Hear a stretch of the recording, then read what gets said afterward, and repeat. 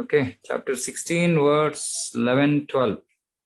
So we're discussing qualities of Asuri, demoniac qualities. Chintam aparameyam cha pralayantam upashitaha kamopabhoga parama etavad iti nishtitaha asha pashasater baddha kamakroda parayana nihante kamabhogartam anyayenartha sanchayan. They believe that to gratify the senses is the prime necessity of human civilization. The whole world thinks like this, isn't it? Gratify the senses is the prime necessity of human civilization. Thus, until the end of life, their anxiety is immeasurable. Anxiety is immeasurable, bound by a network of hundreds of thousands of desires and absorbed in lust and anger. They secure money by illegal means for sense gratification. Actually, this is a perfect verse for the current society. Purport: the demoniac accept that the enjoyment of the senses is the ultimate goal of life, and this concept they maintain until death. They do not believe in life after death, and they do not believe that one takes on different types of bodies according to one's karma or activities in the world. Even if they do, they don't really care about it, because anyway, who cares about tomorrow? Their plans for life are never finished, and they go on preparing plan after plan, all of which are never finished. And when one is making plan after plan and plan after plan is failing, then obviously till the end of the life, their anxiety becomes immeasurable. Material people are always behind making plans. Actually, even as devotees, we also make a lot of plans. We should make spiritual plans, but we make material plans. So our chanting is broken by these material plans. So we should stop making material plans. Leave material life to Krishna. Focus on spiritual life. Make spiritual plans. Make big plans for preaching Krishna consciousness. Otherwise, all these material plans will anyway be finished. We have personal experience of a person of such demoniac mentality who even at the point of death was requesting the physician to prolong his life for 4 years more because his plans were not yet complete. Such foolish people do not know that a physician cannot prolong life even for a moment. Such foolish people are there, but devotees also have to realize that everything is in Krishna's hands. When the notice is there, there is no consideration of the man's desire. The laws of nature do not allow a second beyond what one is desired to enjoy. Of course, Krishna allows to his few devotees or to his devotees who are dependent on him, like Ajamila. So he gave more time. So this laws of nature doesn't bind devotees who are in the service of the Lord. The demoniac person who has no faith in God or the super soul within himself performs all kinds of sinful activities simply for sense gratification. And many of them don't even think that they are sinful. They just think that this is the way of life. So ignorant. He does not know that there is a witness sitting within his heart. The super soul is observing the activities of the individual soul. As it is stated in the Upanishads, there are two birds sitting in one tree. One is acting and enjoying or suffering the fruits of the branches, and the other is witnessing. But one who is demoniac has no knowledge of Vedic scripture, nor has he any faith. Therefore, he feels free to do anything for sense gratification, sense enjoyment, regardless of the consequences.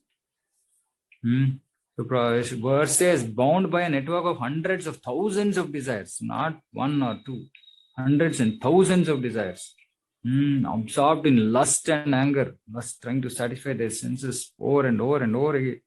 And when it is not getting fulfilled, becoming upset, angry. They secure money by illegal means. Actually, in today's world, most people, they earn money by illegal means. Illegal as in against dharma, vikarma, not varnashrama. So we are not working as per varna. We are not working. We are not doing the right things. So unless we actually use our money in Krishna's service, we are actually tainted by the sinful ways by which we are earning money. Because what work, we might be doing some software work, but that software who is using for what purpose, that will also decide the karma phala that we are going to do. want to enjoy or suffer. A very complicated age, Kali Yuga. Okay. Verse 13 to 15. Idam madhyamaya labdham imam prapse manoratham idam asti idam api me bhavishyati punardhanam aso maya hatas shatrur hanishye chaparanapi ishvaroham aham bhogi siddhoham balavan sukhi adhyo bhijanavan asmi konyosti sadrusho maya yakshye dasyam modishya ityajnana vimohitaah. Prabhupada used to quote this a lot. Ishvaroham mahambogi siddhoham balavan sukhi. The demoniac person thinks, so much wealth do I have today and I will gain more according to my schemes. So much is mine now and it will increase in the future more and more. He's my enemy and I have killed him. And my other enemies will also be killed. I am the Lord of everything. I am the enjoyer. I am perfect, powerful and happy. I am the richest man surrounded by aristocratic relatives. There is none so powerful and happy as I am. I shall perform sacrifices. I shall give some charity, and thus I shall rejoice. In this way, persons are deluded by ignorance. Most people in this Kali Yuga do everything else except the last one. I shall perform some sacrifice. That they don't do. I shall give charity. That some people do. But even the demoniac person thinks I can give charity, and by that I will become happy because I'm going to get some result out of it. Anyway. Aneka chitta vibhranta mojala samavruta prasakta kama bhogeshu patanti narakeshu chau. Thus perplexed by various anxieties and bound by a network of illusions, they become too strongly attached to sense enjoyment, fall down into hell. Why they fall down into hell? Because they're so attached to sense enjoyment, they end up doing work which is going to push them into hell. The demoniac man knows no limit to his desire to acquire money. That is unlimited. He thinks only of how much assessment he has just now. How much assessment meaning how much wealth, etc., he has just now. And schemes to engage that stock of wealth further and further. For that reason, he does not hesitate to act in any sinful way. And so deals in the black market for illegal gratification. He is enamored by the possessions he has already, such as land, family, house, and bank balance. And he is always planning to improve them. See, if devotees also engage like this, then what will be the difference between us and demons? Of course, somebody will say, no, I'm doing all this for Krishna's service. Then the question that needs to be asked is, okay, how much are you giving now? If we are giving nothing now and we are doing, post-dated check business, then that's dangerous. We might be cheating ourselves. He believes in his own strength and he does not know that whatever he is gaining is due to his past good deeds. He is given an opportunity to accumulate such things, but he has no conception of past causes. He simply thinks that all his mass of wealth is due to his own endeavor. Again, this is perfectly apt for this generation. Everybody thinks, I worked so hard, I got the promotion.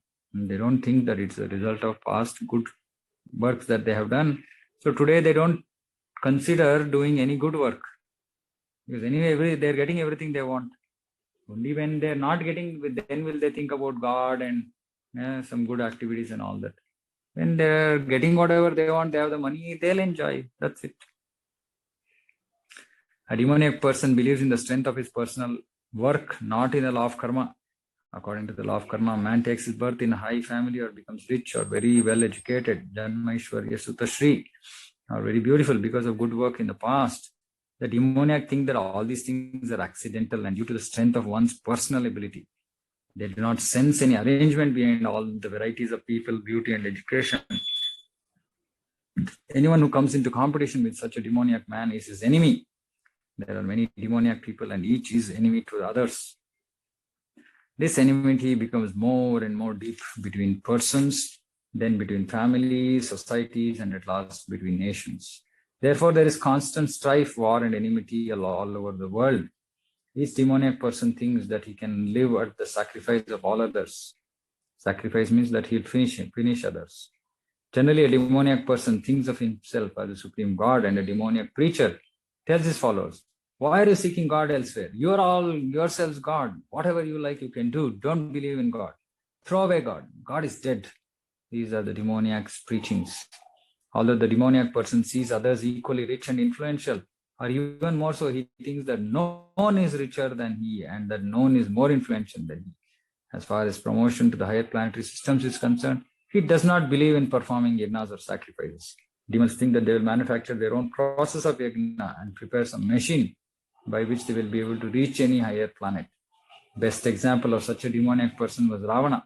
He offered a program to the people by which he would prepare a staircase so that anyone could reach the heavenly planets without performing sacrifices such as are prescribed in the Vedas. Similarly, in the present age, such demoniac men are striving to reach the higher planetary systems by mechanical arrangements. These are examples of bewilderment. The result is that without their knowledge, they are gliding toward hell. Here the Sanskrit word moha jala is very significant. Jala means net, like fish caught in a net, they have no way to come out. When we read these verses, what should we feel? We should feel compassion for people around us. We look at everybody around us is just stuck like this so badly without knowing how badly they are stuck. We should really feel compassionate and somehow give them Krishna consciousness, give them a book, call them to a class, call them to some program. If all of us don't make efforts to preach, see, we should understand this is what Prabhupada wanted. Prabhupada wanted every person, Chaitanya Mahaprabhu wanted every person to preach.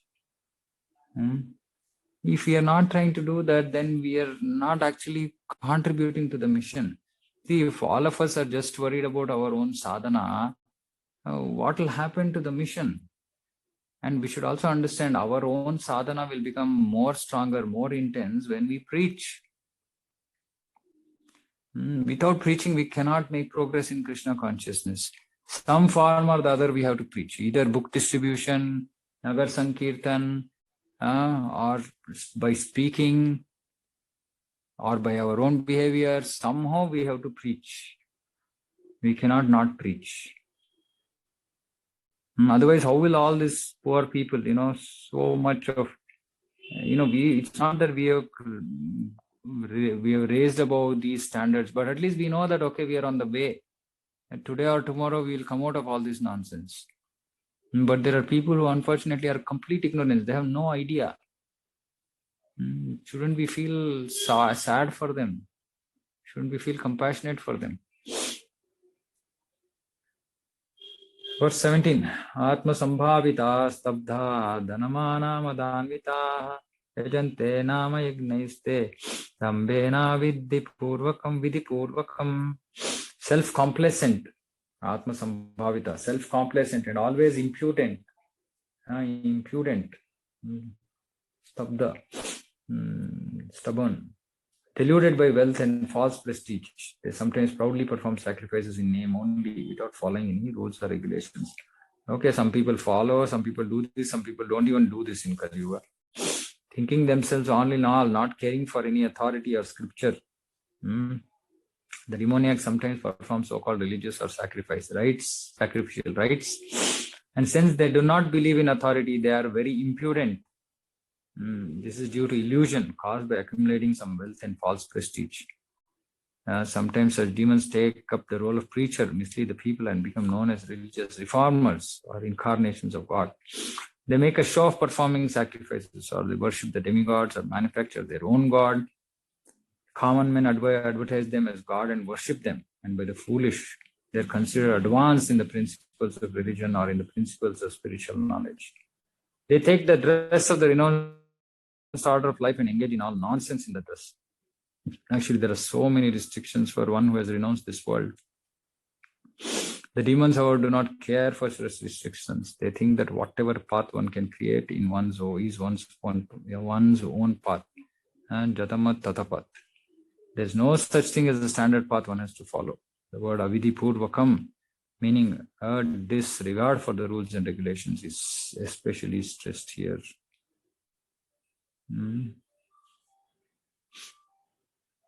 Demigod worship is also avidhi purvakam. These things are always due to ignorance and illusion. If there's anything anybody wants to add, please feel free. These are all self-explanatory verses, so I'm not going into too much of discussion. 18. Ahankaram balam darpam kamam krodham cha samshritaah mam atmaparateheshu pradvishanto bhyasupyakaha.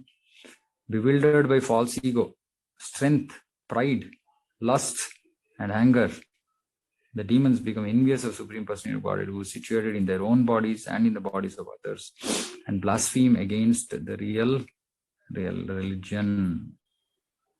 A demoniac person, being always against God's supremacy, does not like to believe in the scriptures.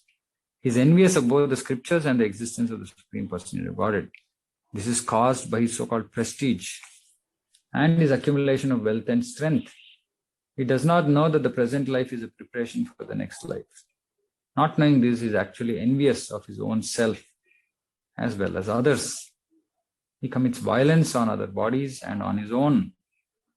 He does not care for the supreme control of the Personality of Godhead because he has no knowledge.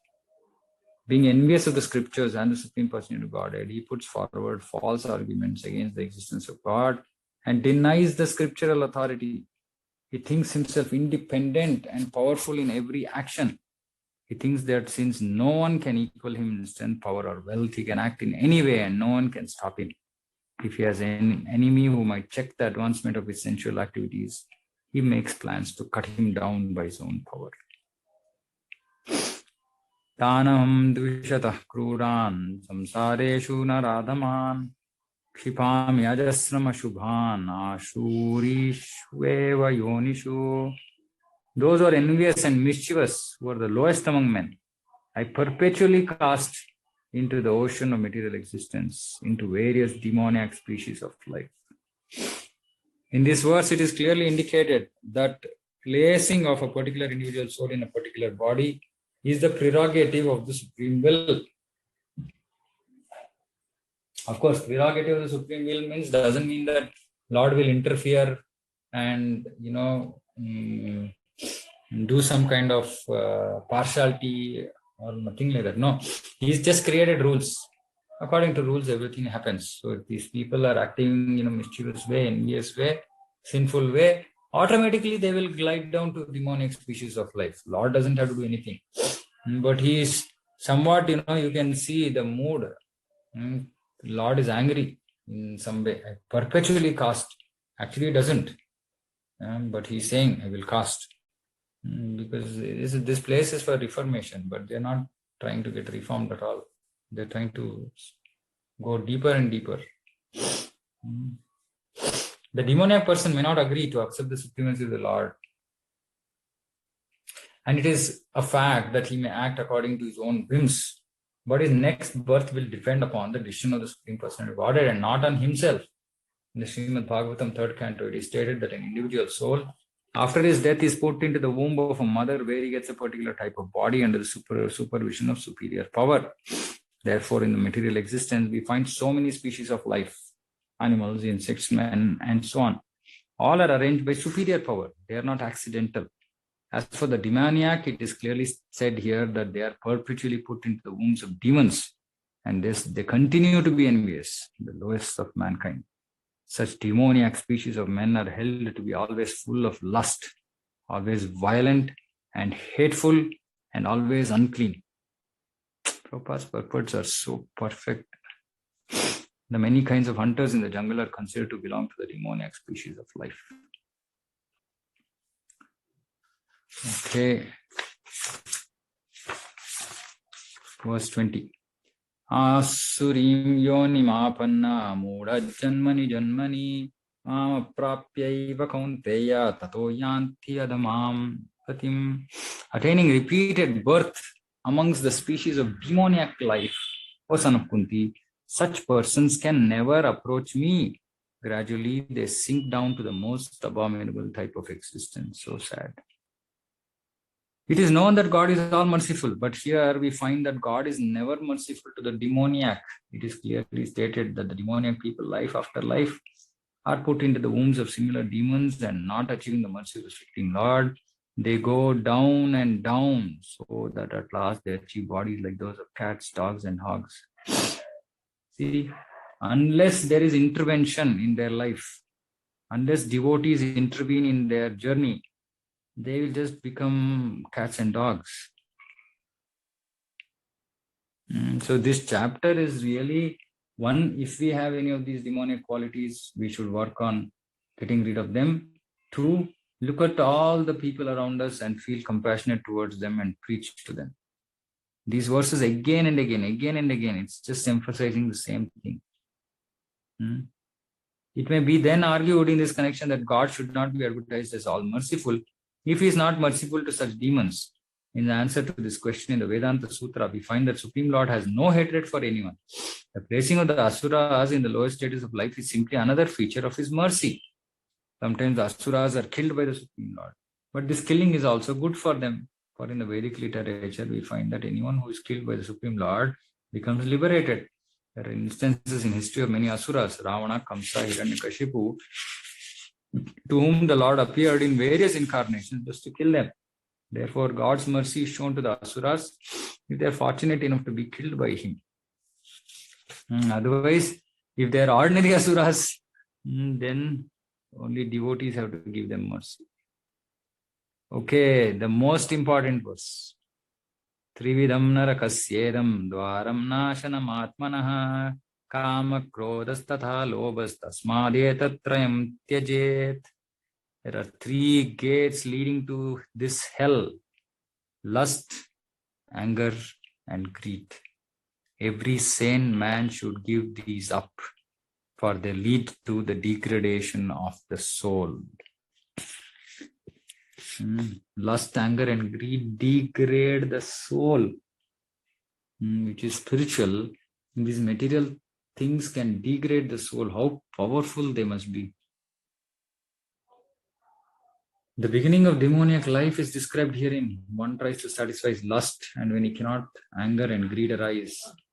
A sane man who does not want to glide down to the species of demoniac life must try to give up these three enemies, which can kill the self to such an extent that there will be no possibility of liberation from this material entanglement.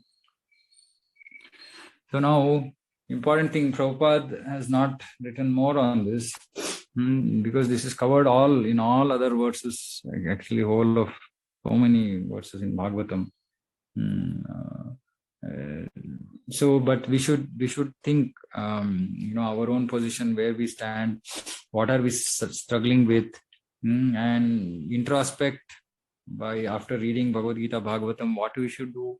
Otherwise, talk to other devotees. But we should have definitely a working plan for this. Saying, how am I going to get over all this?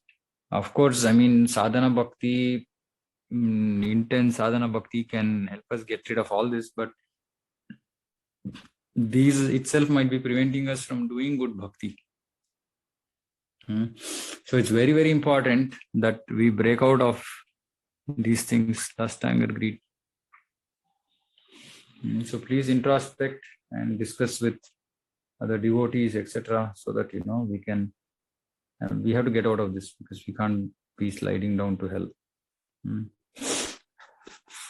22.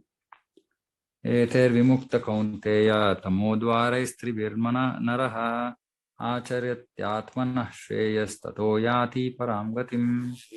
The man who has escaped these three gates of hell, O son of Kunti, performs acts conducive to self-realization and thus gradually attains the supreme destination. Super. One should be very careful of these three enemies to human life: lust, anger, greed. The more a person is freed from lust, anger, greed, the more his existence becomes pure. Then he can follow the rules and regulations enjoyed in the Vedic literature. By following the regulative principles of human life, one gradually rises to the platform of spiritual realization. If one is so fortunate by such practice to raise to the platform of Krishna consciousness, then success is guaranteed for him. In the Vedic literature, the ways of action and reaction are prescribed to enable one to come to the stage of purification. The whole method is based on giving up lust, anger, and greed. By cultivating knowledge of this process, one can be elevated to the highest position of self-realization. This self-realization is perfected in devotional service. Actually, we are directly following this process of devotional service. So, if we do it properly, then we don't have to worry about anything, like I said. But unfortunately, we are not able to follow the process also properly. But nevertheless, I mean, most important thing is we should try to chant without aparadha, at least the 10 offenses. The 11th offense will take some time in inattentive chanting, but at least the 10 offenses should be avoided.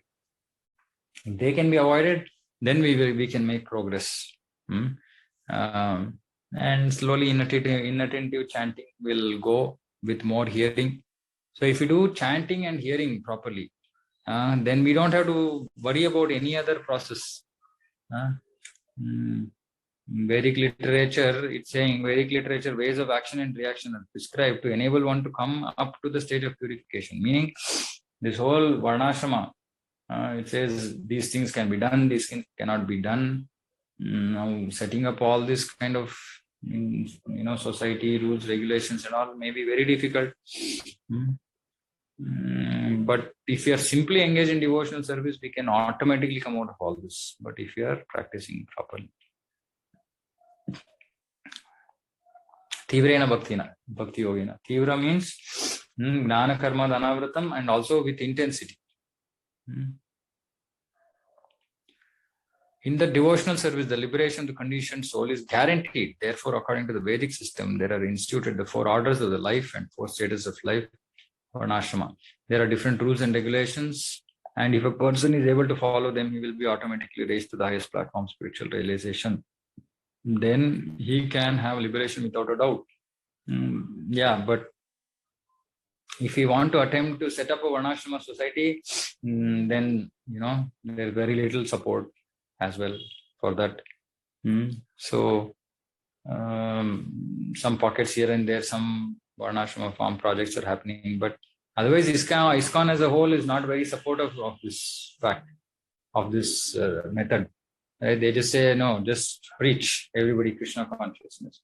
We preach people Krishna consciousness, tell them to chant, but then people are not following anything strictly. They don't give up. They don't follow even the basic rules and regulations that we have to follow. Then how will they make progress? So this is, somewhere we have to put down our foot and say, okay, no, you shouldn't do this. But today we are like so casual about everything. Whatever you want, you do. That way we cannot make progress. Everybody's today, nowadays, people, even preachers are afraid, saying, oh, if I speak strongly, then people will run away. One of our devotees was saying, somebody new in Krishna consciousness. He's telling how preachers should be more liberal. And that way more and more people can come into Krishna consciousness. Somebody who's just opening their eyes into Krishna consciousness. Which means that obviously they've not read Prabhupada's books. They don't understand his mode. Prabhupada was always open to outreach. He thought about really somewhat almost, out of the box ideas. Once he said, Tejas Prabhu in Delhi, saying that you should now do outreach by dance and drama. We've not heard of these things, but Prabhupada allowed anything for outreach. But he said, once you get the people, then make sure they become pakka. Right? But we do the first part, we don't do the second part. We do lots of outreach. Oh, so many people are coming. Preacher himself doesn't know how many people have come through his preaching and what they are doing, how they are practicing. Then who's going to take care of the progress of those devotees? That they're not interested in. Oh, see, masses are being preached to. Yeah, very good. But please also create the second layer, which will help them to make progress. Otherwise, social structure is not supportive. Teaching of bhakti is not strong, powerful. Now, how will people make progress? Yeah, fortunately, they have come in touch with Krishna consciousness.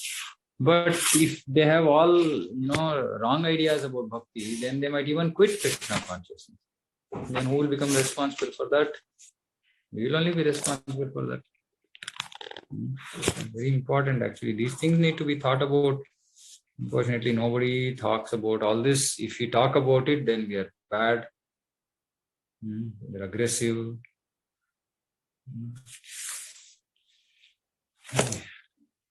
So important things. Yes, Shastra Vidhim Utsrujya Vartate Kama Karataha Nasta Siddhim Avapnoti Na Sukham Na Param Gatim. I'll finish 2 more verses. He who discards scriptural injunctions and acts according to his own whims attains neither perfection nor happiness nor the supreme destination. As described before, the Shastra Vidhi, or the direction of the Shastra, is given to the different castes and orders of human society. Everyone is expected to follow these rules and regulations. If one does not follow them and acts whimsically according to his lust, greed, and desire, then he will never be perfect in this life. This is the whole of Kali Yuga. In other words, a man may theoretically know all these things, but if he does not apply them in his own life, then he is to be known as the lowest of mankind. Most people in Kali Yuga don't even know this.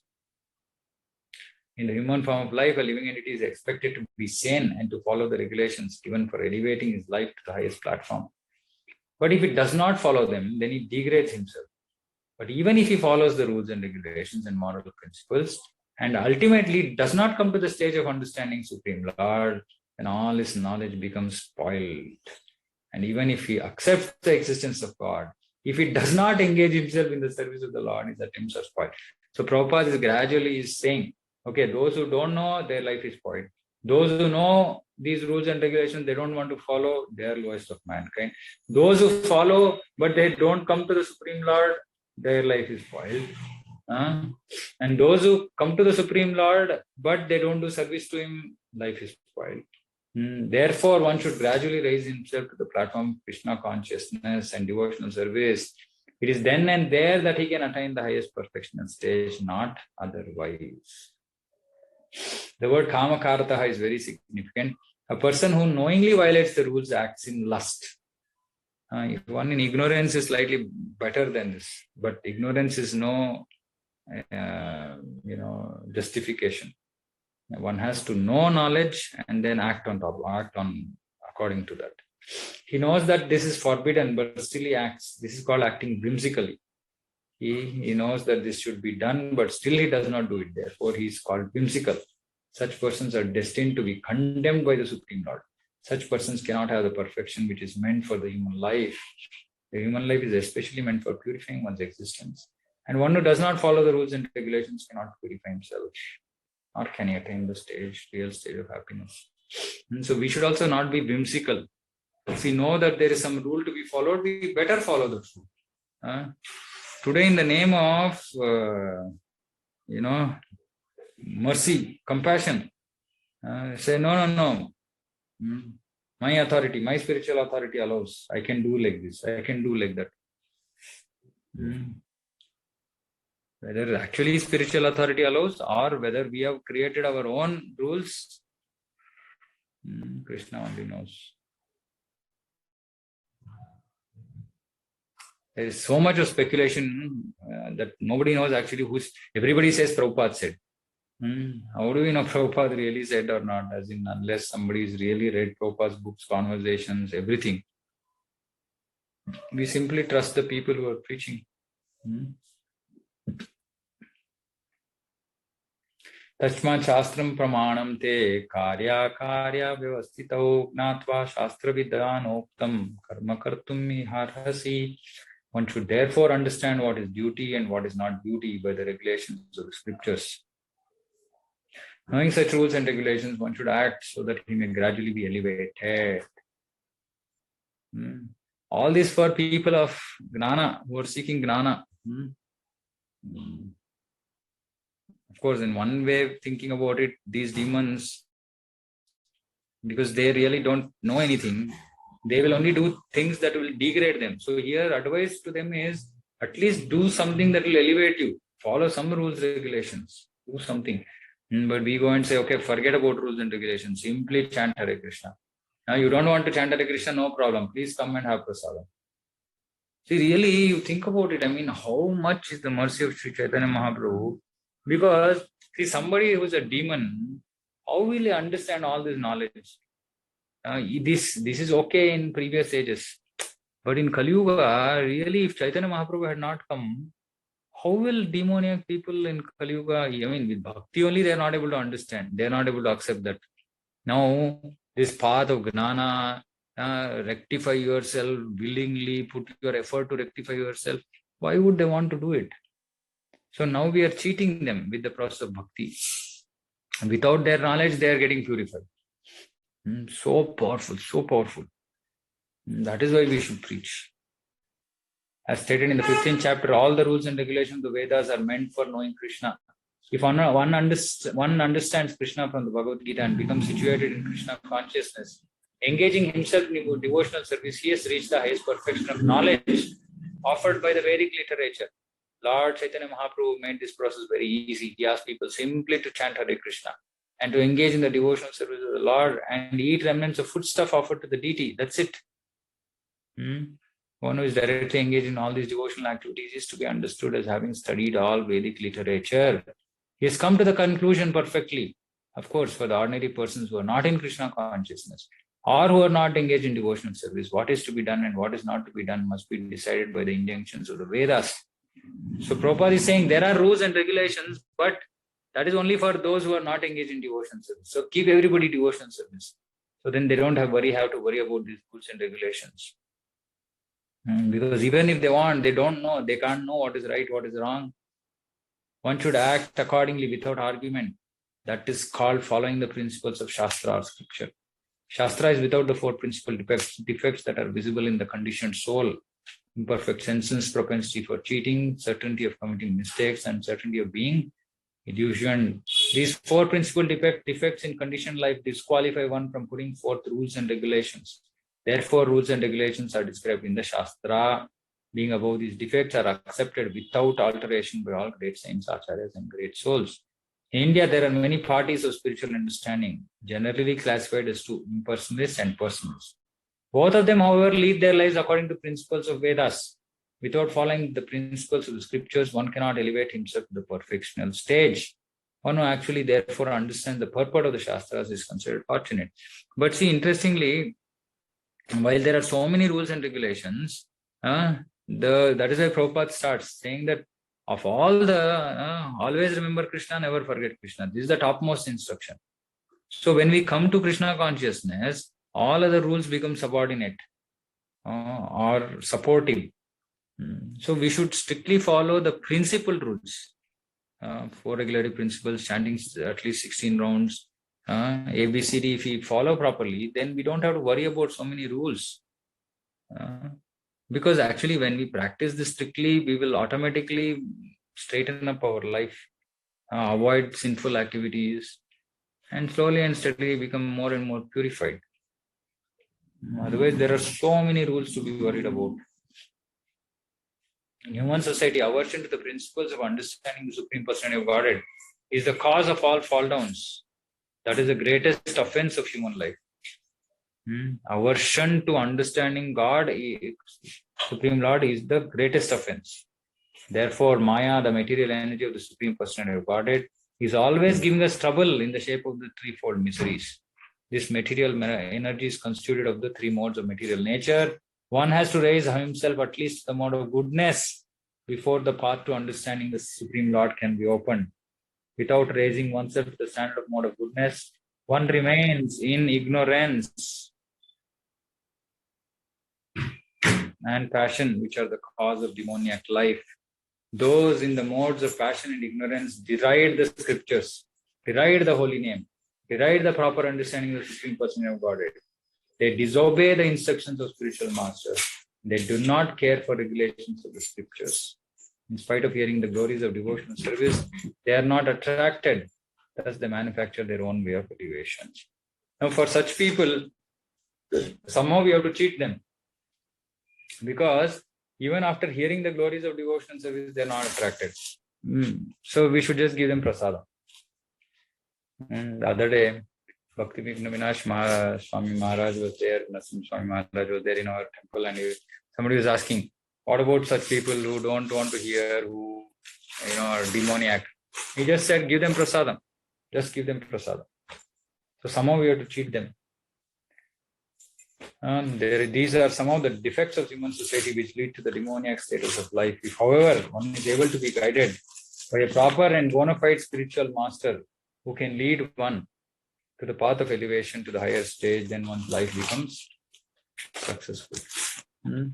So all these chapters we should understand, saying actually this helps us understand how fortunate we are, and that somehow we have come to this process of bhakti. And for those who are not, how difficult it is for them to come. And if we don't take extra effort to preach to them, what is their future? They will simply glide down to hell. So somehow or the other we have to preach. By hook or crook we have to preach. Preach and bring him to the right standards. Slowly. So very important. So demoniac, divine and demoniac natures. So this is over. If anybody has any questions, then please ask.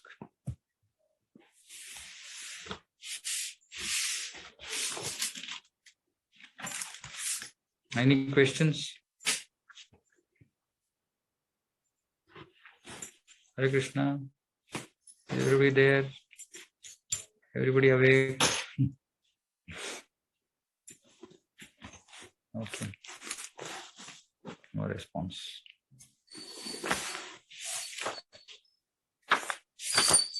Okay, we'll close if there are no comments. Okay. Panchakalpatarupishya kripasindhevcha patitanam pavanebhyo vaishnavebhyo namo namaha. Antakoti Vaishnava. Hare Krishna.